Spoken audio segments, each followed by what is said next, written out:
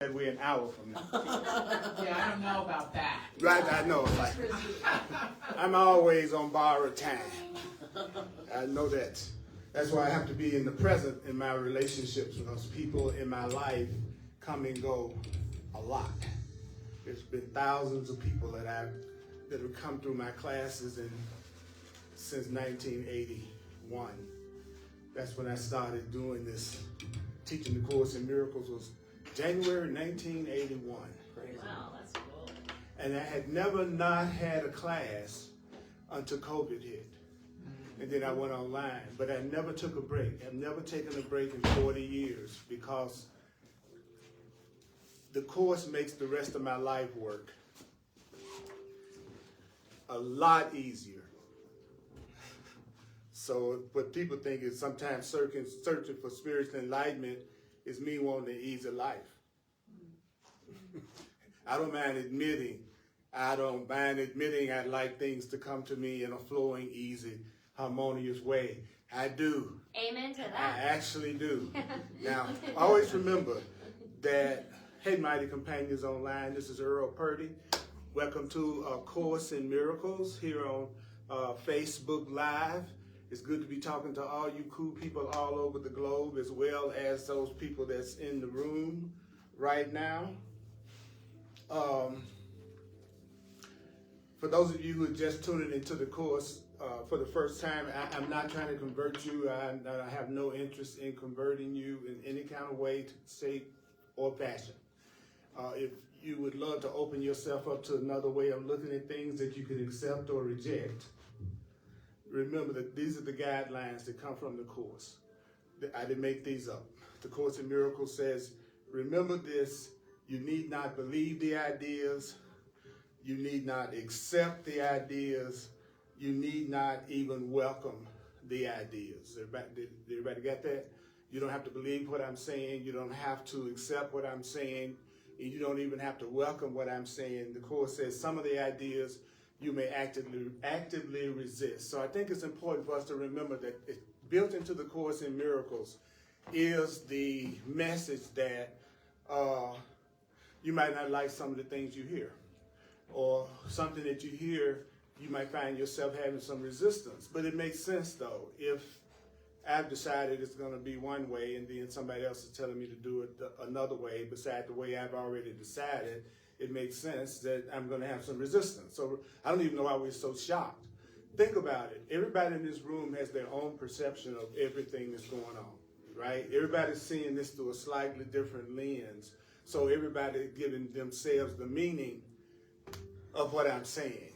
So I just have to be honest and say it the way I see it, because there's no way in the world I can try to say it in a way that I would imagine would satisfy everybody in the room based on the way they think. Right? But I can remember so clearly thinking that everybody should have my point of view.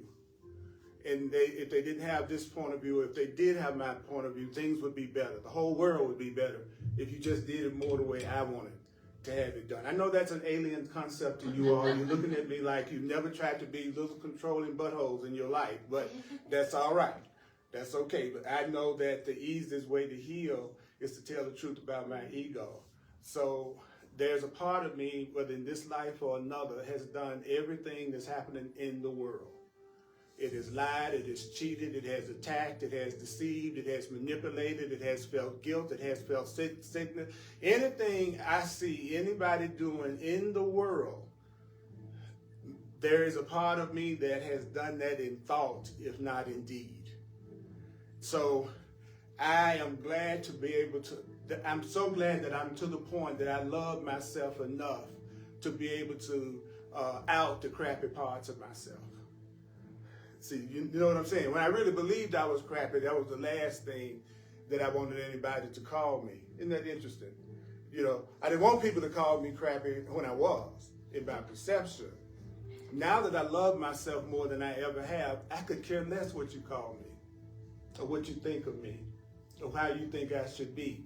Because I love you, and you're going to show your love for me by letting me be, and I'm going to show my love for you by letting you be.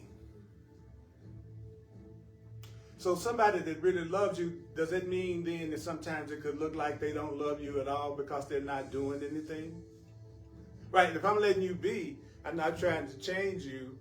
Because I love you, I want you to be the way you want to be, right? So that means I'm not trying to change you in any kind of way to be the way I want you to be. So to you, it would look like I wasn't doing anything. I could even see how it could be mistaken that I didn't have any interest in you because I'm not trying to get you to be the way I want you to be. So we've been talking about the rules for decision and how to make decisions according to what the course is saying. And I'm going to finish that up today. It's on page, we left off on page 628 in the text.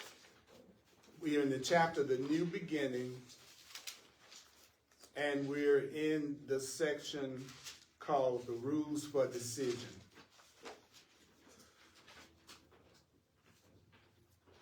So I'm going to give a quick review of what the course says the steps were. And then we're going to start out on page 628 in the text, in the blue book. And I got some loaner copies up here. I'm going to be extremely book intensive in my classes because I don't want you to, the course teaches that a good teacher tries to make themselves unnecessary. So if I'm doing my job right, for those who I'm the one that's supposed to be helpful to, then if you get self-motivated to change yourself and to focus in on the truth for yourself, then that's the most that I can do. That's what the course says. You can't change anybody, but you can try to motivate them to change themselves if they think they need to do that. So that's all you can do. He said a good teacher is just a motivator. And so fortunately, after 43 years of doing this, I know who I'm supposed to motivate. I'm supposed to motivate whoever's open to being motivated by me. Because the person that's open to me is the person that I can share some love with without spending all our time, wasting time in doubt and fear and suspicion and distrust. So people who are suspicious of me and distrust me, I think the most loving thing they can do is not come around me. Not come to my class, not focus in on me at all. Isn't that interesting? Yeah, because what that leaves is the people who are not afraid of me, who would be open to what's coming through me, who would be insightful enough to know I'm sincere and really want to be a more loving person. And imagine how fast we could move together. And that's the same thing that's true in a special relationship. The Course in Miracles says all you have to do is have a common purpose. Even if you got a different personality, just have a common purpose. What do you want in this relationship? Do you want peace? If you do, there's a way for you to have it, but it's not going to show up until you really want it. So I would never be in a relationship with somebody now that I didn't really want peace with. I wouldn't bit more spend time like I used to trying to make somebody be different so I can be happy. And that's all we were doing, going back and forth, because I knew they were the wrong person when I first saw them. But I ignored it because I wanted to suffer. And so Spirit said, okay, you chose something that's giving you some pain. That wasn't exactly my will for you, but let me tell you what I'll do. I'll take where you are and heal you where you are. How about that? I'm going to show you my love by, in the midst of your suffering, if you're open to it, I'll show you another way you can look at it and a way you can let this suffering go. And as for a little extra perk, I'm not judging you for the insane thing you just did or have done to get you in this situation in the first place. So I'm not even concerned about how you got on the ledge of a building outside on the 32nd floor. What we're going to do first is get you off the ledge. And then once we get you off the ledge, then we'll tell you and we'll discuss how you might have gotten there. But people who suffer and people who are not ready to change, they choose just the opposite. They stay on the ledge and refuse to get off the ledge until you can tell them how they got on the ledge in the first place. So people who still want to suffer are more focused on the how it's going to happen And those that are ready for a healing are focused on, more than anything, staying really, really focused on the goal and the purpose that they're trying to achieve. It's deep. So the Course says if you want to start out and you want to have a really good day, it says the first thing you do is you say, today I will make no decisions by myself. If I make no decisions by myself, this is the day that will be given me.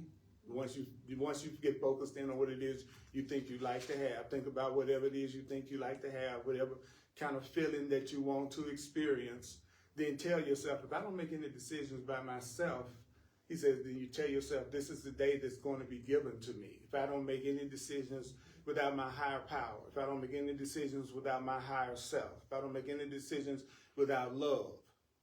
So the Course is telling us right off the bat, you can have what you want, but you got to stop making decisions by yourself so that it can be given to you. Didn't say, notice the word given to you, right? So you go, okay, I think I'll go along with that. But then you say, I'm ready, right? We do that, we go, this is the kind of day I want. I want Spirit to be in charge. And we go out, and before we know it, something has gone other than the way we wanted it to go. I don't care if it's just the line not moving fast enough in the checkout. You know, at some point, we fall back into, I'm not feeling as good as I think I'd like to feel right now. So the Course says, then you need to tell yourself that you forgot what the question is, that you forgot what to decide. In other words, why am I having a rough time now, even though the day had been going pretty good? Well, at the point your day started to not go very well, that was when you stopped asking Spirit to show you how to be happy and to guide you in that day. Does that make sense to everybody? It's like, how can I tell when I'm no longer practicing the truth and telling myself the truth and staying focused on the truth? It's real easy. It's when I'm unhappy and fearful and angry and guilty and projecting and judging and in lack. The Course says there is no fence that you stand on between the happiness and unhappiness. You're either happy or you're unhappy. You're either in fear or you're in love. And I'm like going, wow. Now I'm just being a living Course book right now. Okay, so I didn't write it, so I don't have to defend it. It's just, wow, that'd be interesting, right, to think of. And so that's why in the rules he says some of the ideas you will find hard to believe, some of the ideas will startle you. You're not asked to judge or analyze the ideas at all. Says if you use the ideas, then you will start to give the ideas meaning, and then the ideas will show you that they're true. So I did a workshop online for the Course in Miracles group in England yesterday, and it was such a powerful experience because we were talking about transformation in relationships. And the section that I was reading in the Course says, you know what transformation is? You go, well, what? Because I'm all ready for it to be complex, right? Because he says we love complexity. So we're looking for a complex answer. If it ain't complex, I'm not hearing it. Right? It says a transformation is you saying that you are willing to see it another way.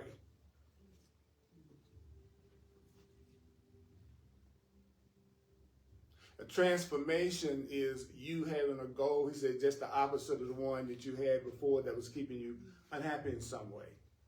So he says, at the point that you ask for another way to look at something so that you can feel happy or more peace, he says that has happened. That's happened because you've already given it to the higher power.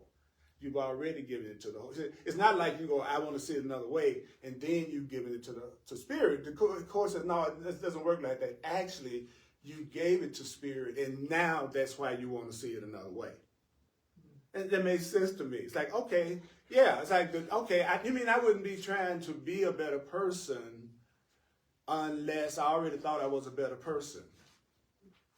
I wouldn't be looking for love that not some part of me thought I deserved to have.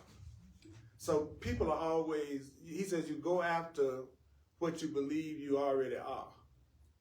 So that's why you're going to succeed. It's like me saying, I got up this morning and before son said, I'm going to be Earl Purdy, how am I'm going to succeed? Because I've asked for something that I already have. So the word that makes manifestation happen the most powerfully is the word already. You need to assert already into anything you ever ask for. I want the help that I've already received. I want to know the resources that I already have. I want to be put in contact with the people that already love me. You know, because if I go after it because I think I don't have it, then I'm going after it from a place of lack and fear. And that's why it doesn't manifest. Because people are trying to get what they think they don't have.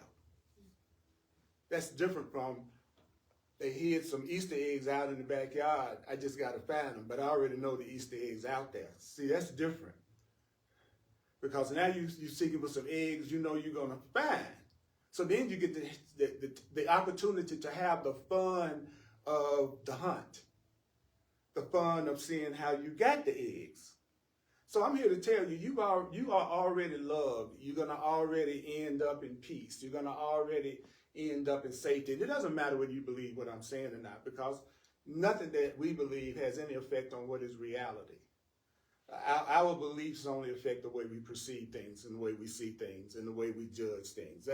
That's all our perception is. Your perception will witness to you anything you want to see. If you want to see something in me that you don't like, your perception is going to, it's going to find it. I don't like the color of its clothes. You know what I'm saying? It's going to come up with it. Because we decide how we're going to experience something, and then we do everything to back up that decision. You know, I walk in and I decide to like you, then everything you do, I'm going to try to put it on the side of helping me like you. You see what I'm saying? Mm-hmm. So I'm going to tell you that a decision has already been made for you that you're going to have perfect and complete happiness. That's part of your destiny is love.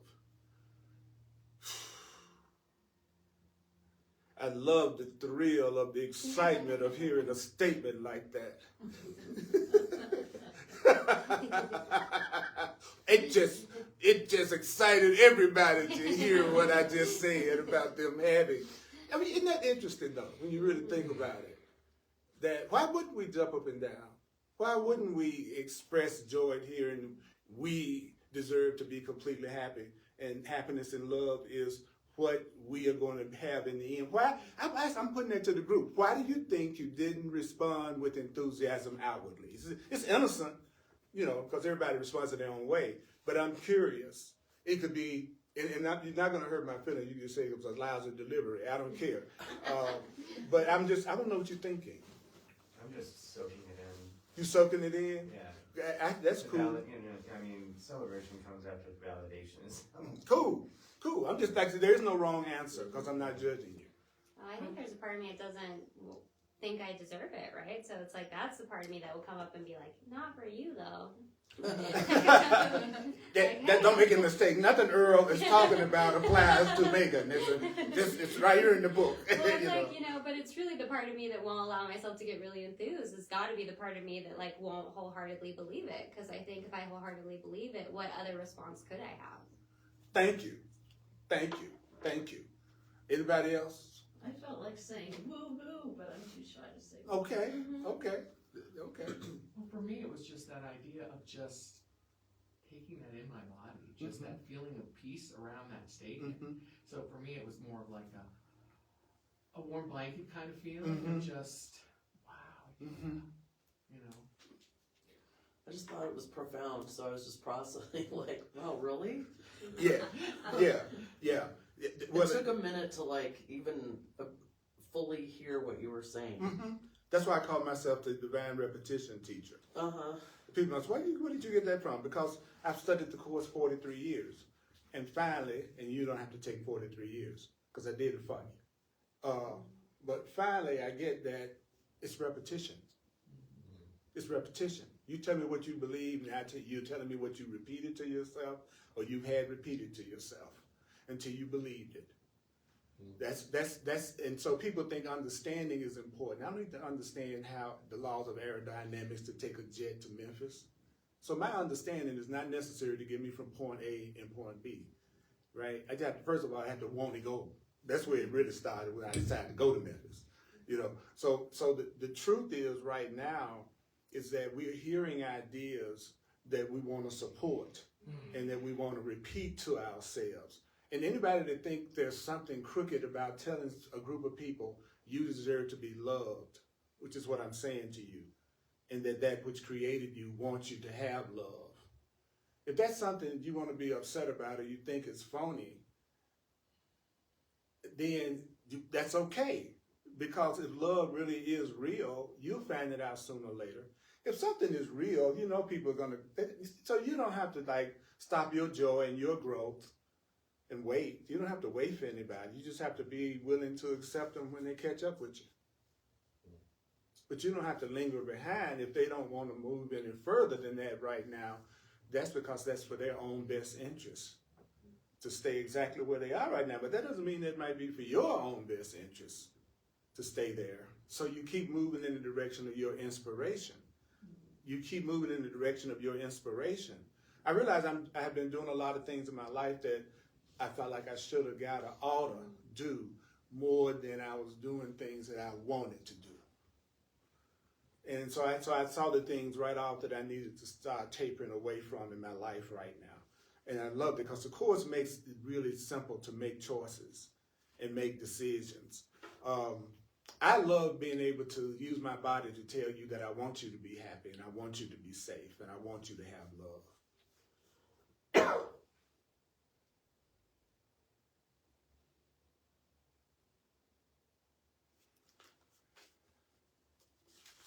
So when it's not going the way you want it to go, and which means that at some level you stop listening to God, then the Course says, then you need to remember that you forgot the question, which was to ask Spirit, what do you want me to do? Then he goes, and you forgot what to decide. And then you go, what is it I forgot to decide? That's why stuff's not going right for me right now. Well, you forgot to decide to make no decisions without love and truth and spirit. So at some point during the day, you started to lie to yourself. At some point during the day, you started to deceive and lie to yourself. And you know, and I can pinpoint with amazing accuracy when that moment was when you stopped listening to yourself. It was the exact same moment you started to go through fear and pain.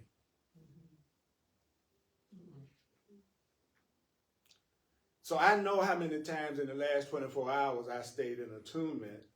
And I also can tell by the way I felt on and off in the last 24 hours when I was making decisions by myself. But you know what? I don't have to feel bad about it. Nothing's going to judge me. Nothing's going to condemn me. And nothing's going to punish me for the way I acted in the last 24 hours. No matter what I did in the last 24 hours. Nothing's going to punish me. What's going to happen? Love is going to, according to the Course, love is going to correct me. Truth is going to correct me, but it's not going to punish me. I've already punished myself enough by being unaware of the truth as long as I have, going through all the crap I've put myself through all my life. I've already experienced the karma. I don't have to worry about it coming. I've already lived it. You know, I've already lived it. Whatever it was that I did that was stupid, and the consequence I had in that moment, that was all. The slate was clean right then. But it's hard for me to conceive of something that could love me so much that the only thing that it would want to do is help me and heal me no matter what I think I've done. That's what this book is saying. This book is, I don't care. It's like, I just want to meet a mind that could be this loving and this sane, even if it was somebody else, somebody made it up. I want to meet the person that even made it up. So then he says, well, what you should do then is just say, at least I can decide I don't like what I feel. I got to decide something about being in this relationship with you. So first thing I'm going to decide is I don't like the way I'm feeling right now.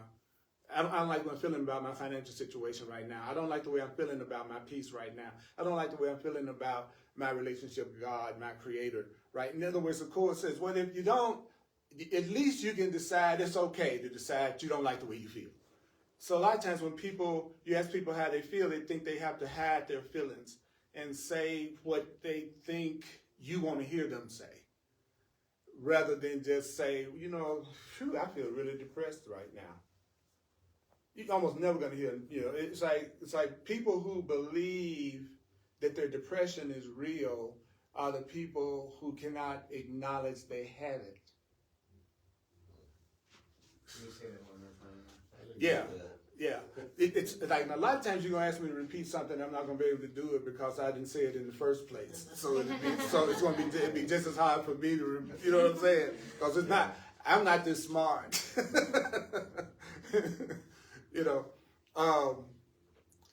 The more real you think something is, the more you might want to hide it.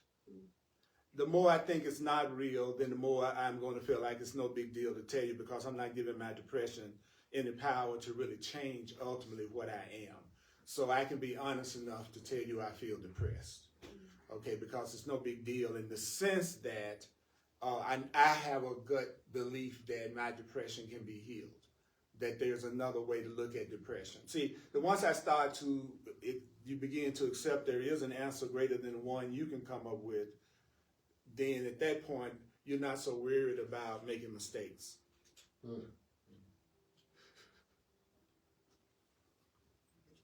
And here's a cool thing that the Course says to y'all. I never let my subject matter get in the way of what I have to say. And so it's like,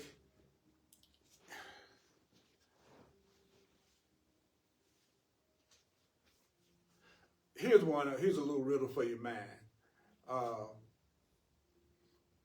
If I'm going to forgive you and love you no matter what you do, if I'm going to forgive you and love you for no matter what you do, if I'm going to forgive you and love you no matter what you do with your body, what you do with your hands, I'm going to absolutely forgive you and see you with nothing but love no matter what you do. Would it then be important that you tell me what you did?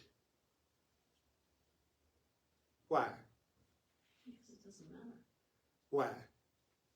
You're happy either way. If I'm going to help you no matter what you've done, and that's the absolute truth, is I'm going to help you no matter what you've done, then I don't need to know what you've done because it's not going to change my response. So then, check this out. So you have the option of only telling me what you've done if it would make you feel better. It's not necessary. I don't care what you did last night. I don't have to, because I love you. And that love isn't conditional on what you do. So you can tell me what you did last night, or you can not tell me what you did last night, because I'm going to respond to you the same way. See, it's only when I'm trying to judge whether or not I am going to help you, or I am going to love you, or I am going to forgive you, then that's when I need to know everything that's going on, because I'm judging, because you might not get my help. Based on. That's right, depending on what you've done. You might not get my love. Okay. So, and that's what the Course made so obvious to me, is that I'm not at that level yet in terms of my ego, Earl Purdy personality. It's some things that you do, I might take you out. So I'll be straight up. A dude come after me with an axe and I got a gun, he's going to heaven. Yeah. You're gonna get this the quick pass. Right here, right here. You want to get there fast? Here you go, buddy. As I haven't gotten to that point yet that I would say I would never defend or attack if I felt like I was being attacked. But what this book is telling me is that when you are loved, though, by a love that is still helping you and teaching you no matter what you all have done. Because spiritual love is not like human love. So then at least I can decide I don't like the way I feel. So he says, and the next thing you do is you say, I hope I'm wrong. I hope I am wrong. I hope I am wrong. I think you don't like me, Cynthia. At least I can decide I don't like the way I feel about the way you feel. I think you feel about me. I don't like the way I feel about you, Cynthia. I don't like the way I feel about you. And So I hope I'm wrong. You know, I want to be wrong about thinking that you're somebody I couldn't trust, or somebody I couldn't love, or somebody that, you know what I'm saying? I want to hope that I'm wrong if I think you're trying to hurt me and you're just here to hurt me and you're not an honest person. The Course in Miracles says you need to say, I hope that I'm wrong. And then it goes, then you say, I want another way to look at it. So I hope I'm wrong about Cynthia. I want another way to look at Cynthia. I want another way to look at her. I want a new idea about who she is. I want another way of looking at her. Now, the minute I say I want another way of looking at her because I don't like the way I feel about her, I wouldn't have said I want another way of looking at her unless I had already given it to the Holy Spirit. And that's why I want another way to look at her. You're going to get to the point that you give things up to God, Spirit, your higher self so fast that you don't, only way you know you've done it is because you start looking at things in a more sane way and you want to move in a direction that's much more peaceful. You go, damn, I have already given this to the Holy Spirit because I already want to let go of the grievance that I'm having with you. I already want to let go of the jealousy that I'm feeling right now. So that means I've already listened to my higher self. I've already listened to God. I've already listened to God because I'm sitting here saying this to you. I've already listened to love because I'm sitting here saying this to you. What prompted me to want to say this to you? So it helps me realize love is real. Wow. This is deep. Then he goes, so you hope you're wrong. You say you want another way to look at this. And I love the last line. He says, perhaps there's another way of looking at this. You know something? I want another way of looking at Cynthia. Perhaps there's another way of looking at Cynthia. Perhaps there is another way of looking at you, Cynthia. I want another way to look at you. And then the Course in Miracles says, well, I just happen to have 622 pages in the text alone. There's another way for you to look at Cynthia. Okay? I got some stuff already there. Like, see her as a call for love, and see her as innocent, and see if she's quiet, not speaking to you. Just see that as a call for love. It's that, in other words, it doesn't really matter what she's thinking about right now. I'm going to see it as she's calling for love. It's nothing personal. That's how people look when they're calling for love. They sometimes look like they don't like me. See, the Course is giving me all these different ways to look at it other than the way I'm looking at it that's causing me to be unhappy, which means I didn't get the day that I said I wanted to have because I didn't tell myself stuff like that. So that was me making decisions without the Holy Spirit, right? And so when I start to make decisions with my higher self, then I'm going to say stuff like, at least I can decide I don't like the way I feel about you. And so I hope I'm wrong. Perhaps there's another way to look at you, Cynthia. What could I lose by asking for another way to look at you? If I'm feeling afraid or separate from you, what could I lose by asking for another way to look at it? And another way to look at it is all over this friggin' book and all in this material. And any wisdom book, that's all they all are. They're just an answer to the question of, I need to look at this another way so that I can have this situation healed and I can have some peace and I can have some joy. That's all any wisdom book is. They all do the same thing. They all say the same thing with some little different flavoring. What you're looking for is the path or the wisdom that motivates you to want to be a more loving, aware person. I read a ton of metaphysical spiritual books other than the Course that says a lot of the basic stuff, which is that basically your thoughts, your consciousness, your thinking is what's creating your reality. But there was something about this book that made me want to do the workbook, read it over and over again, see if I could apply it. That's how I knew it was my path, because it made me what? Made me want to change myself. It made me want to open up. And so I tell people, if the Course in Miracles doesn't inspire you at any level, then look, find the path that does. You want the one that inspires you, that you'll stick with even when you got resistance, even when it's startling you, even when it's saying something you don't want to believe and that you're not welcoming, and that you don't accept. It could be saying the thing that just drives you crazy because it's so opposite to what you believe is true, but you still can't stop it. You still can't put it down. You still can't not do it. That's your path. And it may not be a book. Whatever it is. I just want to meet up with some more folk that want to be loving. That's what I want. And the Course says, why don't you just ask for them? Just ask for, if you're a truly loving person, people who don't love themselves, they won't be attracted to you. That's your protection. It's a trip. It's a trip to, you watch yourself be a very loving, caring person, and seeming like people are moving away from you instead of towards you. Because people who are afraid of love, you know how they look at things? Like the person that's offering love is the biggest con artist in town. See, just because I'm talking like that, there are people watching me right now that feels like I'm the biggest con artist in town because I'm talking about love and how I want to love. Somebody that's ready for love is attracted to that. Someone who's not ready yet, they're repelled by it. So they protect you by getting away from you, and they will separate from you and not hurt you if you stop running after them and calling them back over and over again.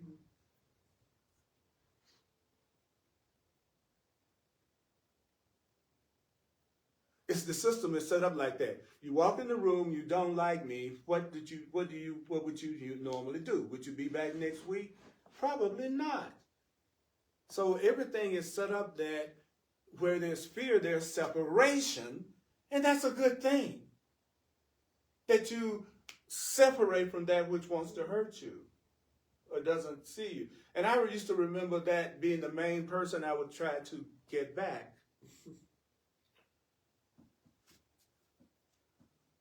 Anyway, that's just a little food for thought. You know. Now, you're going to see the Course in Miracles blow out with this logic. Here we go.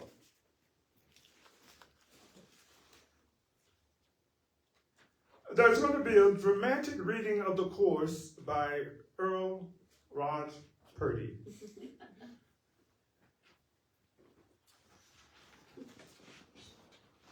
If you want to have a happy day, all you have to do is be determined not to make any decisions by yourself. But you decide not to make decisions by yourself seems like a decision itself. Right? Me deciding not to make decisions by myself seems like it's a decision. Right? Then the Course says, yet let me take the pressure off you. You cannot make a decision by yourself. What? You've never made a decision your whole life all by yourself. And that's what the Course in Miracles said to me. I'm like, what? Go fast, go more. Well, he says, you can't make a decision by yourself. The only question really is with what you choose to make your decisions. You can't make a decision by yourself, so the real issue is, are you going to make a decision? Who are you going to make the decision with? Since you can't make any choices by yourself, since you can't make any decisions by yourself, the only thing that's important is for you to ask yourself, what am I going to make the decision with? I can't make a decision by myself, so who am I going to make the decision with? What am I going to make the decision with? Because I can make, look, I think you came home late last night, and I told you not to do that for a long, long time. And so now I need to make a decision about what I'm going to do with you. So therefore, I can't make a decision by myself about you. So what am I going to make the decision about you with? Well, I'm going to either make the decision about you from the love in me, or I'm going to make a decision about you from the fear and desire to separate in me. But in both cases, I didn't make the decision by myself. So you all either you making a decision, he says, with the part of you that's full of fear and anger and separation, and either you making that decision with the part of you that wants to come from a place of love and sanity and peace, but you don't ever make any decision by yourself, right? So then it says, that's really the only decision that you really have to make is who you're going to listen to inside you. Who are you going to listen to inside you? My classes are made for repetition, to be heard over and over again. it's kind of weird like that. If you listen to my classes over and over and over again, you'll be amazed at how you realize you absolutely agree. Agree that it's not complicated. I can't make any decisions by myself. I like to use regular life situations, okay? Trying to make a decision whether I stay with you or not. First of all, I don't like the way I'm feeling about you, so I hope I'm wrong. I really wanted to have a really good relationship with you when I was deciding what kind of day I wanted. So I was really feeling a lot of love for you until I started listening to that other voice inside of me that was told me to be upset because of what time you came home last night. So now I have no question because I forgot what to decide. I should have kept on asking God to love what I need to do in my relationship with you. So now I need to just admit, at least I can decide I don't like the way I'm feeling about you right now. And so because I don't like the way I'm feeling about you and you are important to me, I hope I'm wrong about any of the fearful negative things that I'm telling myself about you right now. I don't want to be right about the fearful things right now that I'm having about you. So I want another way of looking at you. I really want another way of looking at you right now, Sarah. I do. Because I love you, I want another way of looking at you. And I hope I'm wrong about the crappy stuff that I'm telling myself about you right now. That I'll try to remember all the wonderful, beautiful things that you've done for me since we've been in a relationship with each other. When you were sitting by the side of the bed when I was constipated. You know what I'm saying? No matter what it was I was going through, you were right there for me. And so I hope I'm wrong about what I'm telling you right now and what I'm feeling. So I want another way to look at you. Perhaps there's another way to look at you. And the course is full of those ways. And one of the ways that I'm going to look at you is that you're not responsible for how I'm feeling right now. You're not responsible for me feeling angry because of how late you were last night. It was me giving myself that because all of my feelings are coming from me. So you really are not making me feel like I feel right now. And at the same time, I want another way to look at you for that part of me that doesn't want to take any responsibility, like for the stuff I just said. You know, because there's a part of me that still wants to see myself as a victim of you. And if you would come home on time, then I really would be happy. That you know why? Because I've learned that from the day I was born. That's nothing strange for me to want you all to be the way I want you to be in order for me to be happy. There's nothing strange about having a fantasy. That's how you know the mind is freer than the body is. Like how do you know the mind is freer than the body? I can do anything to any of you all in my mind and you can't stop me. That's a fact. Mm-hmm. The mind is freer than the body. Freedom is of the mind. It's not of the body. And when the Course first said that, I didn't like it. Because I had to spend a lot of time trying to free my body. You know? Mm-hmm. So somehow or another, so when it said freedom was of the mind and not of the body, I thought it was some kind of loss when I first heard it. Just I have been trying, because my biggest trip in all the relationships that I've ever had all my life since I got into this stuff, I'm 23, and it's been 50 years, is that when I was trying to give myself freedom of the body. And I thought freedom of the body meant just I could do anything I wanted to do with my body. So I never let anybody stop me from doing whatever I wanted to do with my body, and I would also tell them that I would. So it kind of explains why I'm pretty much here by myself. Mystery solved. There is nothing that people who don't know what love is more afraid of than a person they're in a relationship with being free. And being free with their body. And free with their body just means, don't get me wrong, it just means you choosing what you do with your body. That's what it meant to me. And so I was using my mind to try to come up with ways I could free my body. And the body can never be free. the body can never be free. The spirit said, well, I'm going to tell you, Earl, well, I'm not breaking to you, buddy, but you've been trying to come up with ways to free your body, but your body can never be free because your body is limited. It's a limit to what your body can do. There's a limit. You couldn't take your body through that wall right now. Not a person in this room take their physical body that I know. You can't do it. I don't mind being wrong. So, but could your mind go outside this room? Sure could.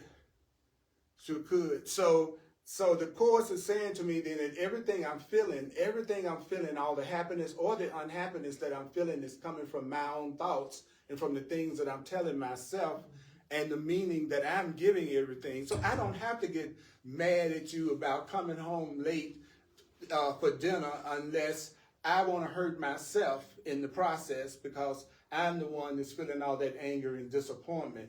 You are not feeling it. So that anger and disappointment that I'm feeling, I don't realize that anger that I'm directing at you, that I'm feeling, is attacking my body. That anger is attacking my body and destroying it and aging it. So the Course will say, like, in my perception of it, saying, like, all the changes that your body goes through, he says the only reason why your body is changing, what you call aging, is you're not using it for what it was made for. What? Yeah, it says the reason why y'all get sick and die is because you're not fulfilling your function. You're not really doing what you came here to do. You're not using your body the way it's meant to be used. You're not using your body with love, with innocence. You do stuff that you make yourself feel guilty about. You do stuff you make yourself feel angry about. You do stuff that you make yourself feel frustrated about. And every time you do that, you're attacking your body and it dies. See, that's reasonable to me. That's not like something I couldn't see how, that's an interesting way to look at it. That would be one explanation of sickness and death that I hadn't really thought about. So you mean the more that I'm making myself mad about what time you come home at night, I'm taking myself out. What kind of sense does that make when I'm mad at you? So again, everything I'm sharing is from a Course perspective. So what is it doing? It's giving me another way to look at it, just like what I asked for. Because if I'm seeing this correctly, I don't want to attack her, and then I take 100% responsibility for my feelings about you coming home late or not. And if it really was a situation where it was bothering me too much and you just couldn't come on time, then I'll make a change.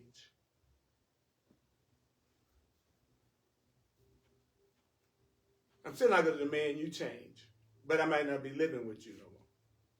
But you're totally innocent. So that's what people don't get, is that you can totally release a person without malice and without anger and without grievances. We don't have to make somebody the bad guy just to go the other way. People who don't know how to love and who don't want to learn how to love become totally unappealing to you as you become more and more trying to allow yourself to give and receive love. Because they're helping your purpose in the sense that you can see them as a call for love, but that doesn't mean you want to get involved in joining their suffering with them. Empathy does not mean joining in suffering. You feeling bad, so if I'm empathizing with you, I'm going to feel bad too. And so now we're both suffering, but we're doing it together. The Course in Miracles says, well, that's what you call a special love relationship. It's two people who are suffering want to join together in their suffering. That's why they still look miserable even when they're together. But you know, when you see people who suffer together, they say they're in a relationship and they're like this.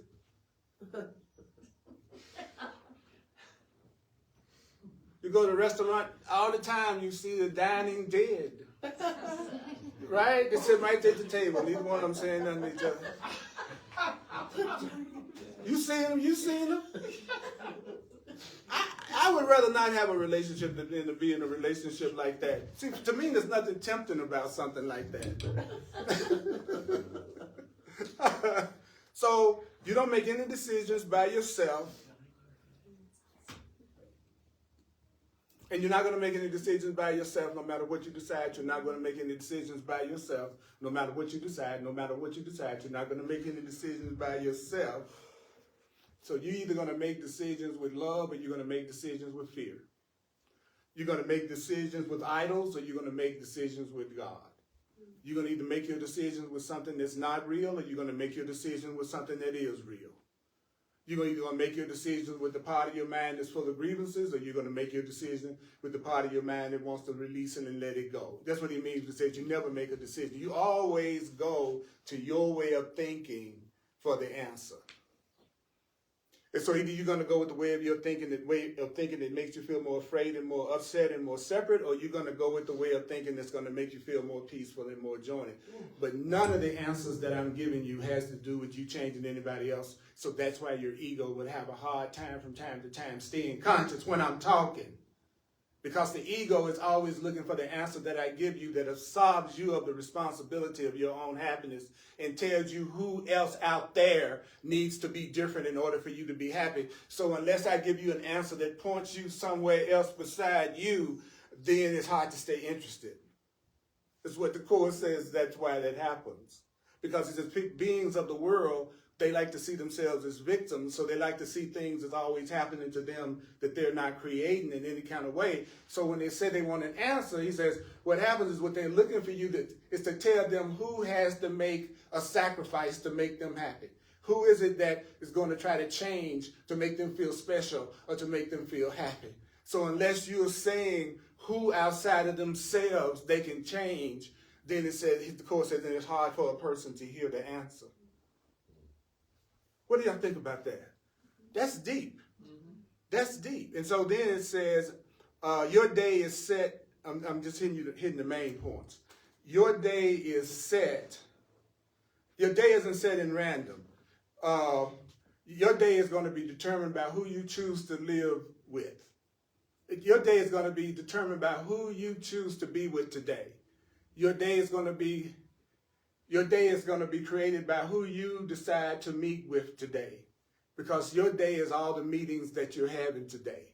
So the Course in Miracles says to us, your day is going to be set by the friend whose counsel you sought perceives your happiness. So I'm going to listen to the voice that tells me that I can have happiness the way that I want to have it. I'm going to listen to the voice that's telling me how to have happiness the way that I want to have it.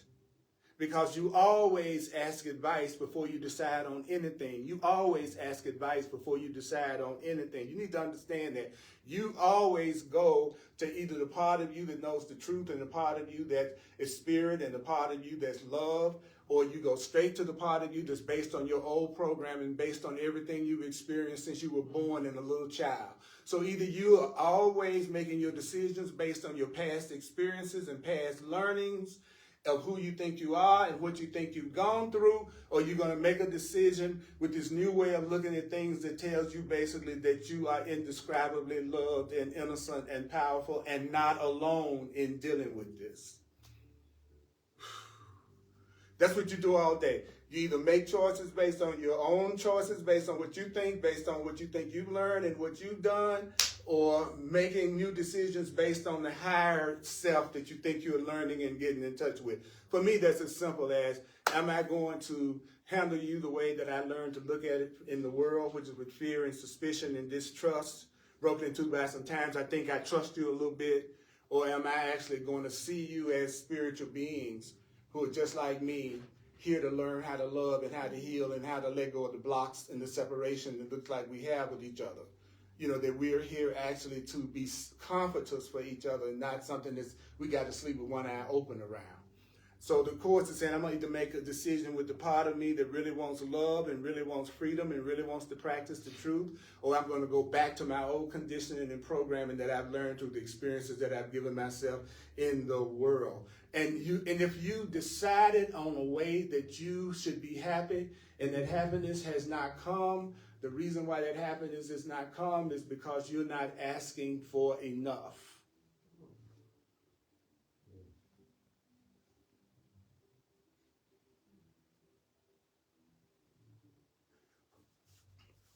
You see why I need to hear that over and over again? See why you need to hear it over and over again? And the other thing that you must remember, and I'm saying it because people can watch it later, okay? And it says, the second rule is that you and your advisor must agree on what you want before it can happen. You and your advisor must agree on what you want before it can happen. In other words, it's the agreement that makes things to happen. if she wants to have peace with me and I want to have peace with her, that agreement is going to permit some peace between us to happen, and we're going to resolve our relationship problem because we're in agreement about we want to have peace with each other. So stop wasting time with people who don't share your purpose, please, and spending your time trying to change them in order to be the way you want them to be. Because when you do that, it's an attack upon yourself. It's going to end up in misery and failure, and you're going to end up with even more of a grievance. Because it won't work. It won't work. It won't work. It's no way you could be free and you have to do what everybody around you wants you to do before you can be happy. And everybody has a different desire of you because you're really there just to take care of their fantasy. So you have to say, he says, what makes anything that you want to happen is the agreement that permits it to happen. Nothing can be caused without some form of union means nothing can be caused without some form of agreement. If you want something to happen, go into agreement. If you want something to happen, go into agreement. Go into the ones who go into agreement. I want to experience love and safety and peace. So therefore, I want to join with others who go into agreement with me on that. So if you say that you want love and peace and that other person looks at you in the face like you're crazy, y'all don't have the same goal. You're not in agreement. So the love and the peace that you want to happen is not going to happen until there's some agreement. And the agreement is not going to happen through making the other person feel so guilty that they do what you want them to do. Stop trying to make people feel so guilty that they'll do what you want them to do. Stop trying to make people feel guilty so that they can do what you want them to do.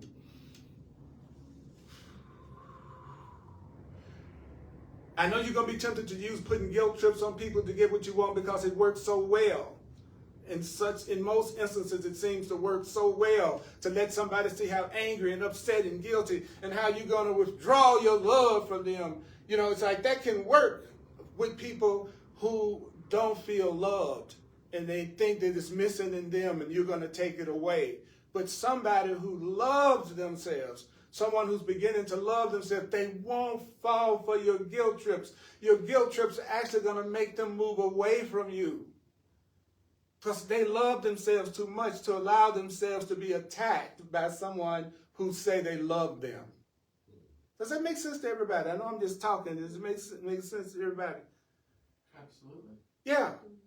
Yeah, if you start to love yourself, you're going to demand a certain level of treatment. You're not going to let yourself be treated any kind of way when you start to realize the love and the divine that's inside yourself. So the person has realized if they're going to come at you, they better come at you from a level of sanity and peace and safety. They don't even walk in the door unless you're ready to do some sanity. Because this person is not going to let you control them, dominate them, rule over them, tell them what to do and how to do. No loving person is going to be enslaved by someone else. Unless they want to, and it's Saturday night. The court says, don't lose your sense of humor. Don't lose your sense of humor. It said, the reason why you're in a world that seems to have so much fear and chaos is that you forgot to laugh. It's tempting to get serious about this stuff. Isn't it tempting? So I'm going to stop here because basically he's just repeating that it only takes two to have a happy day to promise it to the world, because both people know that you can't decide alone and that two must be joined before there's a real decision. He says, let that remainder be kept in your mind and you'll have the day you want. And how do you have the day you want?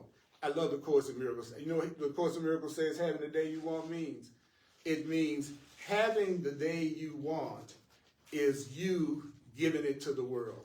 That if you allow yourself to have a happy day, a peaceful day, a loving day, that is you giving it to the world, because now there's a loving, peaceful being expressing love and peace in the world. So your happiness, you owe me your happiness, and I owe you happiness. You know what I'm saying? I should love you enough to want to be happy myself. so that you're not around an Earl that's trying to make you feel guilty and through his unhappiness and misery showing you what you've done to him. Just look at me. If you wanted to be a good person, you think I'd be this unhappy if you was a good person? You think I'd be feeling like this if you were a good person? You think I'd be saying I'm going through so much pain because of you? All you got to do is look at me, and you'll see you must not be a good person. Look at what you've done to me. Look at how unhappy I am and afraid and jealous and insecure. Look at what you're doing to me. The Course is saying to us, you're going to witness to people what you think just by the way you express yourself. If I was truly joyful to be with you, and I am, then those who feel the same thing would feel it. So, anyway, I said it again. All right, we're going to do the donation part of the class for those who feel moved and want to share. I'm a full-time teacher. Thank you. I appreciate that. All that you give is given to yourself. See, this is what makes me a charlatan, I'm not supposed to receive. That's a good sign that you're an honest person. Is you don't have money to live off of and you be out in the street and you're really spiritual.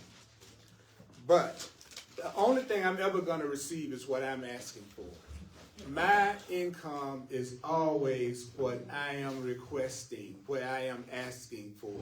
Whatever your income is exactly what you're asking for and exactly what you think you deserve. And you can always allow yourself to have everything.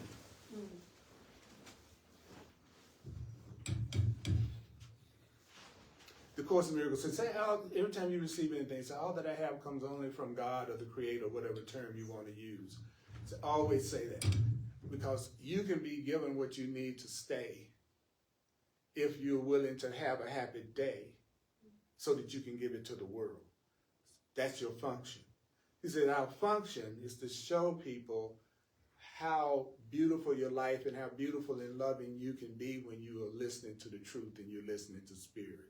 So we're supposed to be a living demonstration of the love that is loving us. But we got blocks. And so we have to learn through the Course in Miracles how to let go of those blocks to the love that's already there, to the abundance that's already there, to the fun that's already there. We're not looking for something that's not there. We're just trying to get through the blocks to get into that love that's already there. But you can kind of cheat, that's not cheating, and go around the back way and go straight to the love in you and just bypass your ego and your doubts altogether. How do I do that? I look at you as being more than your bodies.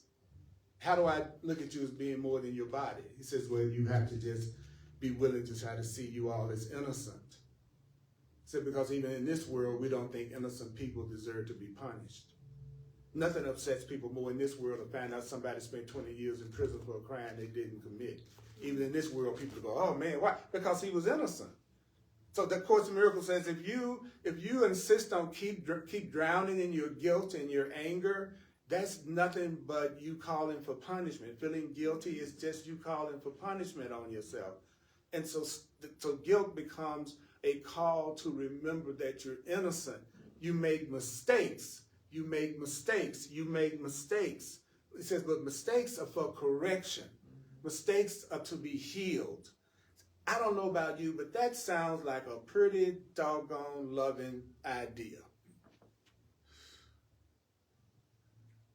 So I'm putting it out there, and it's an idea. And so the more you put it out there, the stronger it becomes that others accept that idea. Then the idea becomes stronger and stronger. And then it what? What do ideas do? They manifest. So we're introducing ideas of love in here that we want to strengthen them together. But I'm not here to act out your fantasy.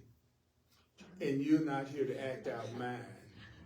But that don't mean I don't get a chance to experience the fantasy. I just don't ask for the fantasy by myself. Yeah. Because it's much more fun to do stuff with people who want to do it with you. It happens faster. It does. I got to see some clear indications you're interested in me. I'm not going to like assume nothing. Because I know how people act when they're interested, because we're all the same. When we want specialness, we make sure that person know we want it some kind of way, usually. So you don't have to wonder who's interested in you, who loves you, who values you.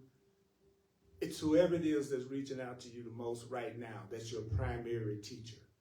And I use the term primary. It just means right now, for whatever reason, there's something that the two of you are supposed to be learning with each other more than with anyone else. But it doesn't mean everybody else is not equally valuable and important. This is just the primary people. And you'll call them, usually the code name is my closest friends, or whoever it is I'm spending the most time with. That's the most important person in your life, according to the course. Nobody's absent that you need. So anybody that's not physically present right now in your life, you don't need them to be physically present right now. They can be spiritually present.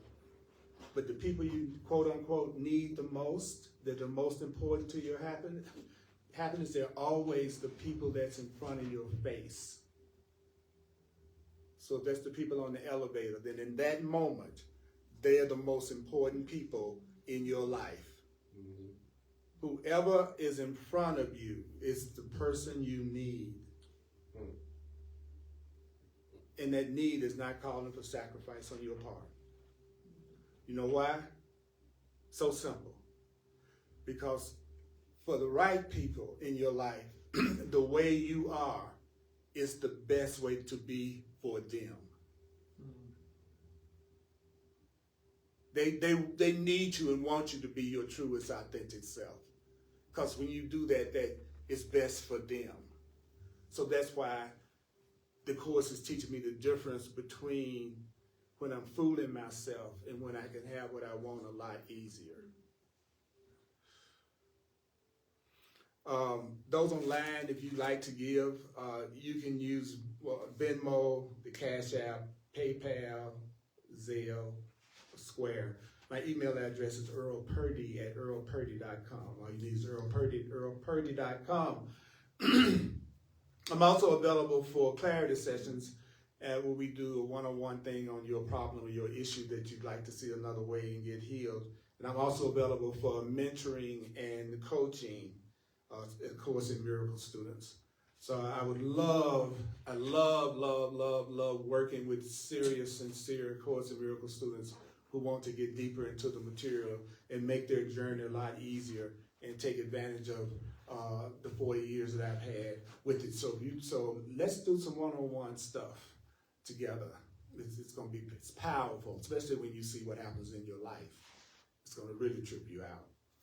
So I'm available. Just go to my website and you can set up a session with me right from my website. You can book a session. So Sundays at 1:00 p.m. Mountain Time, of course, in Miracles Late, Facebook Live right here on Facebook, and I upload all of my classes to YouTube. And I got hundreds and hundreds of classes on YouTube. I want the people that want what I want. I want the people that want the truth and the course and the truth and the course and the truth and the course, and open their hearts and to talk something that has awareness and caring and consciousness, and they're fun.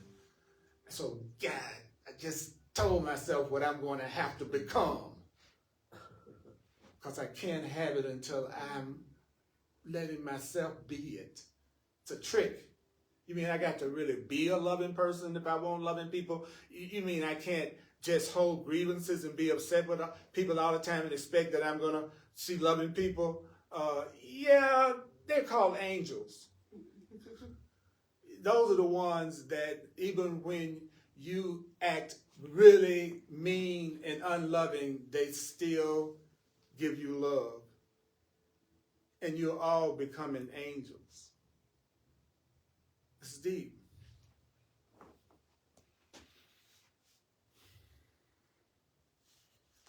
So I am going to stop here and take a few moments after the class to any discussion or questions. Those of you online, I love you, I appreciate you. I love you, I appreciate you. And if it's any time I don't like the way I feel about you, I hope I'm wrong. And I want another way of looking at it. And perhaps there is another way of looking at it. And I'm also promising you that I'm going to try to make decisions with God and not decisions with my ego. That how I treat you and what I do with you, I'm going to try to listen to the voice of the Course in Miracles. That's the voice of my path and telling me how to deal with you in a way that feels really safe. So if you want what you want to happen, join with the people who will go into agreement. It's agreement that permits all the good things that you want to happen. All right. So could you not acknowledge yourself, all of you, just for coming? I appreciate that. Just for showing up and being told dastardly stuff like you deserve to be healed and corrected lovingly no matter what you do. I know I'm ridiculous.